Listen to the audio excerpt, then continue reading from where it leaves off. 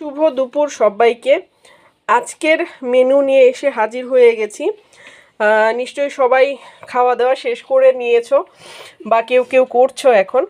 তোমাদের কি কি আজকে তৈরি হলো আমাকে অবশ্যই কমেন্ট করে জানিও। আমি কি তৈরি করলাম এবার তোমাদের জানাচ্ছি।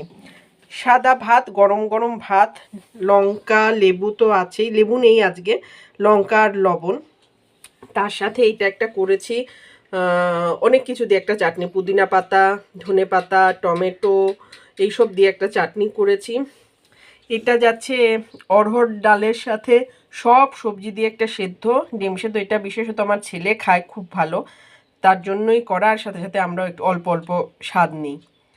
আর এটা যাচ্ছে শীতকালীন সব সবজি দিয়ে একটা চচ্চড়ি টাইপের, ধনে পাতা দিয়ে একটু ঝাল ঝাল মতো। কাঁচা টমেটো, পাকা টমেটো এটার বিশেষত্ব।